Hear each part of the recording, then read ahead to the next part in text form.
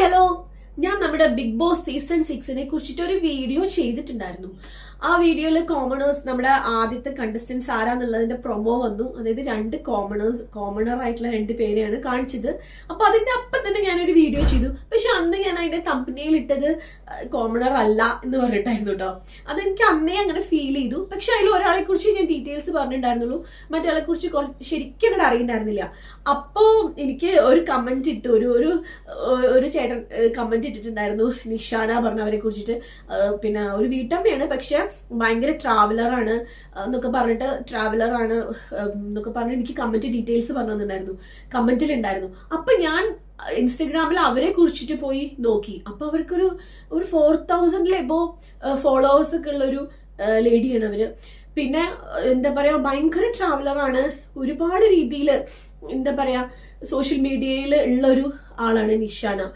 അതുപോലെ റസ്മിൻ ഭായിനെ കുറിച്ചിട്ട് ഞാൻ ഫുൾ അന്ന് പറഞ്ഞു. പിന്നെ ഈ ഉടൻ പണത്തിൽ വന്നു, അങ്ങനെ കുറെ രീതിയിൽ യൂട്യൂബറാണ്, അതൊക്കെ പറഞ്ഞിട്ടുണ്ടായിരുന്നു. അപ്പൊ ശരിക്കും ഇതൊരു ഡൗട്ട് ആയിട്ടോ, അത് കോമണർ ആണോ എന്ന്. ഒരു ഇൻസ്റ്റഗ്രാം അക്കൗണ്ട് ഉണ്ടെന്ന് വെച്ചിട്ടോ യൂട്യൂബ് ഉണ്ടോ വെച്ചിട്ടോ കോമണർ അല്ലാതെ ആവില്ല.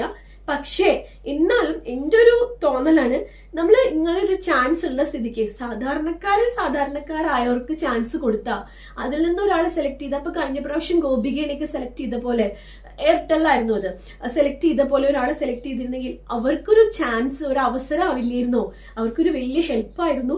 ഹെൽപ്പ് മാത്രല്ല കേട്ടോ, ഒരു അവസരമായിരുന്നു. ഈ സാധാരണക്കാർ ഒരുപാട് കഴിവുകൾ ഉള്ളവരുണ്ടാവും. അപ്പൊ ഈ കോമണർ എന്നുള്ള രീതിയിൽ ഇങ്ങനെ ഉള്ളവരല്ലാണ്ട് കുറച്ചുകൂടി കഴിഞ്ഞ പ്രാവശ്യം സെലക്ട് ചെയ്ത പോലെ, ഗോപികയെ സെലക്ട് ചെയ്ത പോലെ സെലക്ട് ചെയ്യായിരുന്നു എന്ന് എനിക്കും തോന്നി, ഒരുപാട് പേർക്ക് തോന്നിയിട്ടുണ്ട്. അപ്പം ഞാൻ അതിനെ കുറിച്ച്, അതെനിക്കൊരു ശരിയായിട്ടുള്ള കാര്യമായിട്ട് എനിക്ക് തോന്നിയില്ലേ. ഇപ്പൊ ഇവര് ശരിക്കും, ഞാൻ ചോദിക്കട്ടെ, ഇവർ രണ്ടുപേരും ശരിക്കും ഒരു സോഷ്യൽ മീഡിയ ഇൻഫ്ലുവൻസേഴ്സ് അല്ലേ? നിങ്ങൾ കമന്റ് ചെയ്യണം കേട്ടോ. ഇനി കറക്റ്റ് ആയിട്ട് അവർ സോഷ്യൽ മീഡിയ ഇൻഫ്ലുവൻസർ. അതേപോലെ ഒരു കാര്യം പറയാം, ഇവര് രണ്ടുപേരും കോമണർ ആണെങ്കിൽ നമ്മുടെ സീസൺ 4 ജാസ്മിൻ കോമണർ ആയിരുന്നു.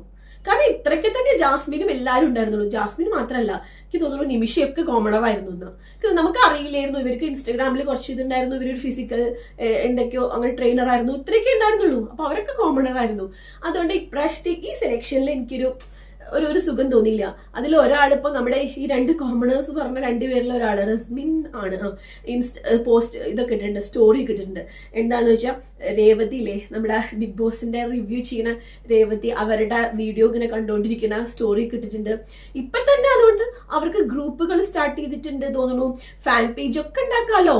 അപ്പൊ ഇതൊരു ശരിയായിട്ടുള്ള കാര്യം ആയില്ല.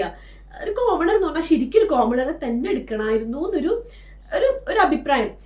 ചിലപ്പോ ഒരു പക്ഷേ ഇവര് ഈ സെലക്ഷൻ നടത്തുന്നവരത്ര പൊട്ടന്മാരായിരിക്കില്ല. അപ്പൊ അവര് വിചാരിച്ചിട്ടുണ്ടാവുക ചിലപ്പോ നല്ലൊരു ഗെയിം ആയിക്കോട്ടെ എന്ന് വിചാരിച്ചിട്ടാവാം. പക്ഷെ അപ്പൊ കോമണർ എന്നുള്ള പേര് മാറ്റായിരുന്നു.